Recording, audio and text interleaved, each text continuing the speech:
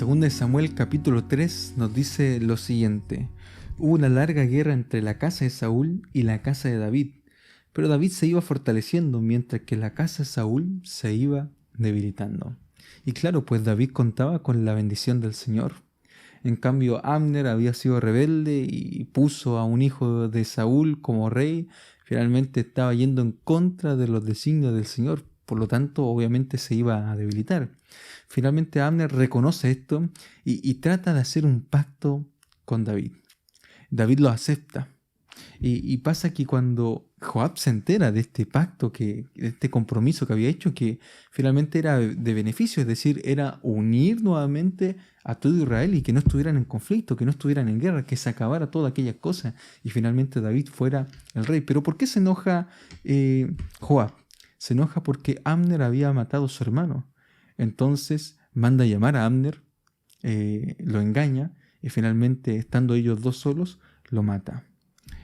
David se molesta por esto, hace una lamentación por Abner porque había hecho un compromiso con Abner y finalmente dice lo siguiente en su lamentación: había de morir Abner como muere un villano, tus manos no estaban atadas, versículo 34, ni tus pies sujetos con grillo, caíste como los que caen ante malhechores. Y todo el pueblo volvió a llorar por él. Ahora, ¿qué es lo que nos dice acá la palabra de Dios? Que a mí me sorprende, que todo lo que hacía David al pueblo le agradaba. Dice el versículo 36, todo el pueblo lo supo y le agradó, pues todo lo que el rey hacía agradaba a todo el pueblo. La pregunta es, ¿cómo David en su liderazgo puede agradar a todo el pueblo? Y la única respuesta es que David hacía la voluntad del Señor. El día de ayer vimos cómo David consultaba al Señor. Y cuando el líder hace la voluntad de Dios, cuando el líder pasa tiempo con Dios, el pueblo lo nota. El pueblo se da cuenta, porque en sus palabras y en sus acciones refleja el poder de Dios, la sabiduría divina. Por eso todo lo que hacía David al pueblo le gustaba, le encantaba, porque realmente podían ver en él a alguien, cierto, que era ligado al Señor, alguien que tenía el corazón dispuesto a hacer la voluntad del Señor y poder guiar al pueblo. Cuando nosotros pasamos tiempo con Dios, las personas se dan cuenta y eso es inevitable, inevitable. Y para nosotros agradar a aquellas personas tenemos que siempre buscar la voluntad del Señor y hacer lo que el Señor nos ordena, hacer lo que el Señor nos dice, hacer lo que el Señor nos manda a cada uno de nosotros. Querido amigo, querida amiga que me estás escuchando en este momento, si eres líder, la única forma de poder sostener tu liderazgo es haciendo la voluntad del Señor para que otros lo puedan notar.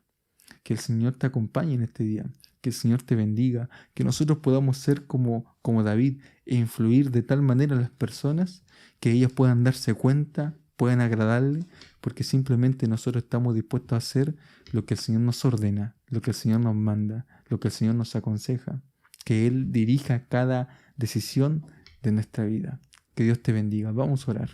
Bendito Padre Celestial, te damos las gracias el día de hoy porque podemos aprender más de David, Señor. Y a las personas les gustaba, Señor, al pueblo le encantaba lo que David hacía porque finalmente hacía tu voluntad. Ayúdanos, Señor, a siempre hacer tu voluntad. Si somos líderes, Señor, si tú nos escogiste para estar en alguna posición, en algún tipo de cargo, influimos sobre otras personas, ayúdanos a influir de tal manera, Señor, en la vida de las personas que podamos impactarla, porque estamos haciendo lo que tú nos ordenaste, lo que tú nos mandas, Señor. Bendice, Señor, a todos en este día. Te lo pido en el nombre de Jesús. Amén.